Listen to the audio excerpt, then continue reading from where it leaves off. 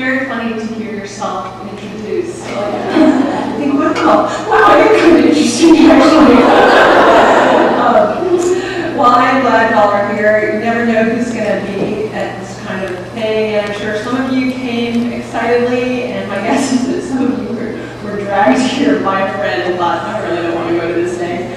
But my hope and my prayer is that whichever category you're in, that somehow God would use the content of today, whether it's out of something that I say or a conversation you have at your table or whatever, He would use the content to encourage your hearts.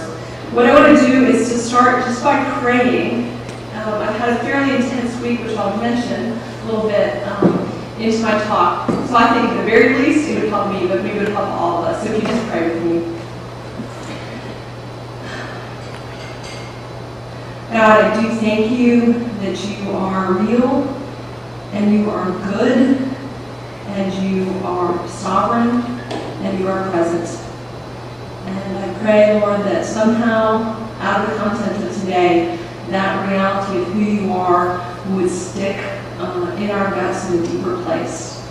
Pray this in Jesus' name. Amen. I've spent lots of time speaking about this book. It came out in January, and it's called, as you've probably seen, Revelations of a Single Woman, Loving the Life I Didn't Expect. The title actually went through many different iterations, and the ones that the publisher suggested, I was never that particularly keen on.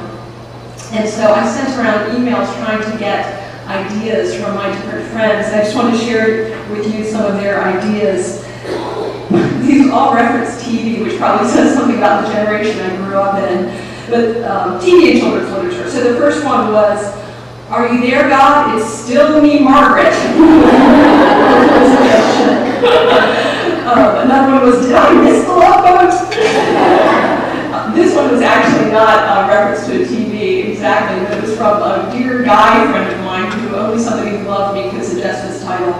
It was, "And now a word from your local spinster." It was kind of painful, but he said it wrong, so that's how I said it. And then my personal favorite out of the suggestions, pardon my French on this, but my personal favorite was, "Damn, I got the old maid card." But you can see that Tim Dale, the publisher, is not keen on that one, so that's a bit different. In any case, I ended up particularly happy with the subtitle, Loving the Life I Didn't Expect. I'm happy about the subtitle because I think the real concern of my heart is not just unintentional singleness, though that has been an area of personal struggle, but I think the real concern of my heart is any relational struggle that either creates shame or causes people to lose hope in some way. Ultimately, because without hope, there is no love. And how do we love the life we didn't expect if we didn't have hope? As I've traveled around, I have talked to people all over. I've been to New York and to Philly. I've been in DC at a lot of different venues, been in Richmond and Charlottesville, been down to Charlotte and Raleigh and Dallas and Phoenix and Colorado Springs and Denver. And as I've traveled, I recognized that people are hungry for real life-giving relationships. There's a lot of single women who yearn for husbands. Almost 50% of the adult population is single. It's an amazing statistic. Or they yearn for kids. And because there's so much relational confusion between men and women, some people just are bypassing the whole marriage piece. I don't know if you all saw this back in March, but it's a big issue. The New York Times Magazine called, I'm sure you can't quite see it from where you are, but it's called Looking for Mr. Good Sperm. And there's a gal, for those of you in the back who can't see it, there's a gal sidled up to a large test tube at a bar. And I think, we laugh at it, but if this is on the New York Times cover, then that's really indicating, I think, the incredible hunger and longing for relationships, for family, for children in our culture. I've also met women who are married who just yearn for better marriages. They yearn for better relationships with their kids and their community. And it seems like everywhere I go, whether it's New York or Dallas, and this is interesting, in Dallas they become concerned about the marriage issue like at age 22. And they're going gal there who said, she said she was one of 42 grandchildren, I think, and she said only 3 of the grandchildren weren't married. And they said whenever they talked about her, everyone started to whisper. They talked about her situation. And that's Dallas. And then you go up to New York, and people are like, huh, what? We're having a great time, we're loving it up here. And they don't start kind of delving into the relational questions more until they're about 35. But clearly across our culture, the issues of yearning, a yearning hunger for deeper relational connection is there. There was an article, actually Jennifer and I talked about, that came out in the paper a couple weeks ago, based on research from, I think, a woman at Duke University, who said that the number of people who say they have nobody to have a meaningful talk with has doubled to be 25% of the population. I mean, that's crazy. Like 25%, that means 1 out of the 4 of us, technically, feel like there's nobody we can have a meaningful conversation with. So I've seen that relational hunger wherever I've gone, even apart from the issues of singleness or not. But more than that, I think what I've seen is that while people are hungry for relationship, I think people are really actually starving for hope. It's kind of a small distinction, but I think it's hope that true and authentic and loving, whether it's marriages or families or friendships or communities, are possible. One therapist, Paula Reinhardt, and I were just talking yesterday actually, and she said she sees so many people who come in her office who are just hoping she can fix them so that then they can get the relational connectedness that they yearn for. And she says the reality is a lot of people just aren't really as messed up as they think they are. It's just that our culture is a tough place for meaningful connection. So I think people have hope that it's possible, or they want that hope. I think people are also starving for the hope that our struggles don't mean we're really secretly so twisted, or we're really secretly abandoned by the goodness of God. I think sometimes that can be the inadvertent message that if you are struggling or if you have ache, it must mean either there's something wrong with you or God's abandoned you. And maybe we're not super good at learning how to struggle in our culture. That can be part of it as well. But I think people are hoping somewhere inside, my struggles don't mean that I'm abandoned by God. I think people are hoping, desperately hoping, that their lives can be fruitful and meaningful to other people. I mean, most people I meet don't really just want to live for themselves. They just don't always know what it is to give their lives away in a way that matters. And lastly, I think that people are hoping that somehow they could get a taste of the life that they secretly sense they were really meant for. And this is what I see when I talk to people from New York to Dallas, that people are starving for hope. Hope seems integral to loving our unexpected lives.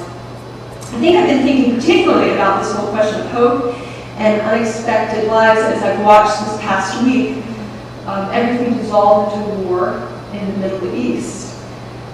The hatred there seems pretty intractable. I am not a public policy expert, but I can see enough glimpses on the news to think, wow, there's not a simple solution to this, at least that I can see. And yet as I talk to people, and even as you see people on the news, you see that people yearn for peace. They yearn for justice. They yearn for wrongs to be righted. They have different definitions, of course, of what that means. That becomes problematic. But there seems to be, again, that longing that life could look like we secretly sense it should be. This has been particularly real for me for the last week because I've had a brother and sister-in-law and two little nephews and a niece who live in Beirut. And so the past 10 days have been unusually intense with spotty phone calls and pulling every possible string we have and praying and hoping. And finally, at about 1 o'clock this morning, I got a phone call that they had landed safely in Philadelphia, which was great. Actually, this morning, I was telling my friend Jeannie kind of how I was doing it, suddenly just dissolved into tears because I think it's been so intense. They were evacuated from Beirut by a military helicopter to Cyprus, and then finally got on a government-chartered plane and came here. So they've arrived here literally with clothes on their back and their important papers, leaving a 4-bedroom house and everything there, not knowing if we'll get back to it or not. So talking to them during the past 10 days has really kind of brought up this question of how do you hope when life doesn't look like you expect? And hearing them talk about bombs and blackouts and blown up ports and how little children experience war. I asked about my nephew, and my brother said, well, he's drawing lots of planes with bombs dropping out of them. And the little girl's asking about will she see her friends again. Actually, the big joke through it all has been that, I don't know if any of you ever watched 24. Are you familiar with that TV show? So I'm going to keep you out there. Well, 24 is a ridiculously adrenaline-filled TV show that I've been the Command Central CTU, and my brother's been Agent Jack Bauer, and we're trying to bring him home. And we did get him home, and this family gratefully. But listening to them over the past 10 days has really reminded me about the hope that we do have and why we have it. On about day 3, which was still fairly early in the crisis, they had fled up to the northern part of Lebanon, and we had good communication at that point. And I asked my sister-in-law, I said, how are you doing? And she said, well, we're just trying to trust God moment by moment. She's Lebanese, actually, and my brother's been in at least 15 years. She said, we're just trying to trust God moment by moment, and we're going to do our best to get out of here. But if we don't get out, we'll trust that God has us here for another purpose. And I thought to myself, that is really having hope that our lives count for something more. Upon their arrival, actually in Cyprus, they were taking a bus, I suppose, to the hotel, and a covered woman, actually sitting next to them, asked, most likely in Arabic, and my nephews and niece speak Arabic, asked my nephew, what did you think of the ride in the helicopter? It was this Marine helicopter with the back open and a gunner stationed in the back. And it's really funny. And my brother told me this. He said, we were sitting a couple rows back, so we know it wasn't prompted by the parents. My little nephew replied, probably in Arabic, to the woman. He said, well, I think it was a good ride because the Marines protected us. But really, I think it was God who protected us. And so in many ways, I think everything that I've learned, it's not been kindergarten, but everything that I've learned maybe has been from a little 6-year-old boy in a war-torn country and his mother. Bringing that back home then, we look at our culture and we're peaceful, we're relatively peaceful, we have prosperity, we're not worried about being attacked or those kind of things.